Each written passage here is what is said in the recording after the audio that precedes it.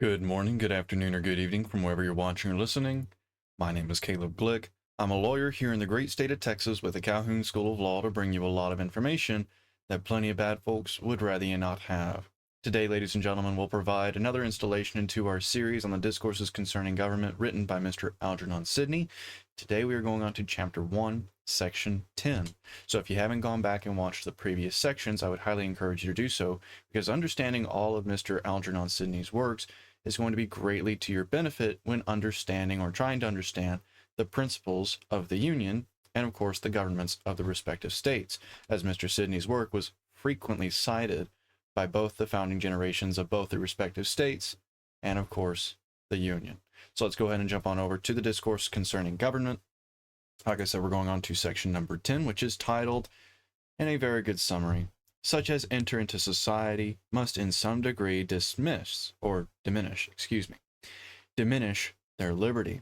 And this is another one of those sections, kind of like the preceding section, where it's so short that realistically we would just save time reading through all of it rather than me trying to extract important principles or the most important principles out of the section and provide them to you in summary. So to get the full picture, we're just going to read through the entire section. I would, of course, encourage all of you to go read it for yourselves, just so that way there's no concerns about me interjecting any sort of interpretations or perversions of his work. Without further ado, here's what Mr. Sidney says. Reason leads them to this.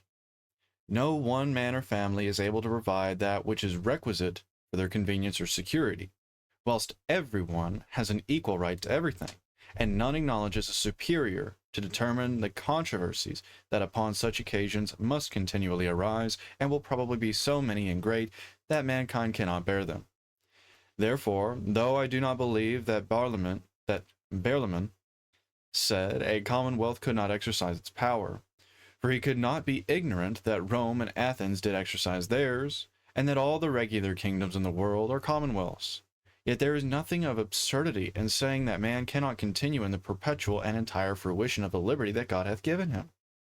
The liberty of one is thwarted by that of another. Go ahead and highlight that. The liberty of one is thwarted by that of another. And whilst they are all equal, none will yield to any otherwise than by a general consent. This is the ground of all just government, a general consent. This is the ground of all just governments, for violence or fraud can create no right, and the same consent gives the form to them all, how much soever they differ from each other. Some small numbers of men living within the precincts of one city have, as it were, cast into a common stock the right which they had of governing themselves and children, and by common consent joining in one body, exercise such power over every single person as seemed beneficial to the whole. And this men call perfect democracy. Others chose rather to be governed by a select number of such as most excelled in wisdom and virtue, and this, according to the signification of the word, was called aristocracy. Or when one man excelled all others, the government was put into his hands under the name of monarchy.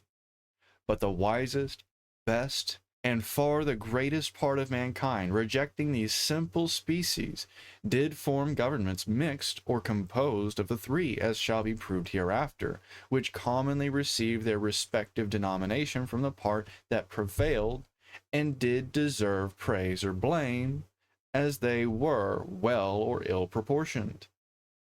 It were a folly hereupon to say that the liberty for which we contend is of no use to us, since we cannot endure the solitude, barbarity, weakness, want, misery, and dangers that accompany it whilst we live alone, nor can enter into a society without resigning it.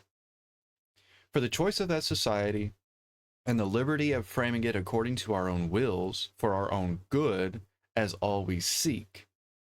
This remains to us whilst we form governments that we ourselves are judges how far 'tis good for us to recede from our natural liberty, which is of so great importance that from thence only we can know whether we are freemen or slaves, And the difference between the best government and the worst doth wholly depend upon a right or wrong exercise of that power. If men are naturally free, such as have wisdom and understanding, will always frame good governments. But if they are born under the necessity of a perpetual slavery, no wisdom can be of use to them. But all must forever depend on the will of their lords, how cruel, mad, proud, or wicked soever they be. So very short and to the point, that of course, whenever you go into society, whenever you form collectives, yes, in order to have an effective government, you have to surrender some amount of liberty. For example, in nature, you can make the argument that you have the right to take life. And whether that extends only to beast or including man is up to the dictates of the natural circumstance. In the natural order of things, life can be taken. But that presumes that your life can also be taken. It's the continual equilibrium, congruence of principle. That if you are man and you claim to be able to take the life of another man, then your life can also be taken by another man.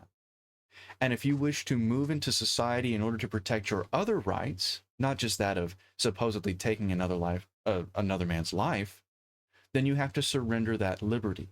You have to surrender that capability, that can, for an ought. You have to exchange that.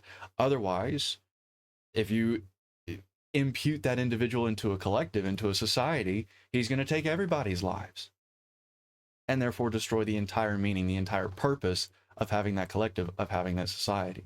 Because sure, he exercised that one right, but now all of his other liberties are in jeopardy, are threatened, and are, of course, not secured by the benefits of society. Now, as Mr. Sidney said there, does that mean the government and the society can claim all of your rights? Absolutely not. Because what is first and foremost the sole purpose of government, of society, of civilization, of collective, whatever name you want to give it? It is to facilitate the citizens' exercise of their God-given rights. So if the government, society, civilization, collective, whatever you want to call it, tries to take away all of your rights for the sake of safety, then there's no point in having the society. It is just as destructive as if you allow that individual who believes they can take anybody's life they wish. It is just as destructive as letting that individual roam free in that society. So if you have any questions about what Mr. Sidney said in section 10, maybe questions about what was said in the preceding sections, or if you have any questions or legal topics you'd like me to cover in a future lecture, go ahead and post those down in the comments, because the entire purpose of the Calhoun School of Law is to equip you with the necessary skills and information to combat any sort of lawfare that will be waged against you, your loved ones, or your hard-earned property. So please, if you have any questions at all, go ahead and post them down in the comments. Excellent. So my name is Caleb Glick. I'm a lawyer here in the great state of Texas with the Calhoun School of Law to bring you a lot of information that plenty of bad folks would rather you not have. I hope you enjoyed this lecture, and if not, while you're down in the comments, go ahead and let me know how I can do better so I can best serve that purpose of helping you. I hope y'all have a wonderful day, and until I see y'all in the next lecture for the next topic, I bid you all farewell.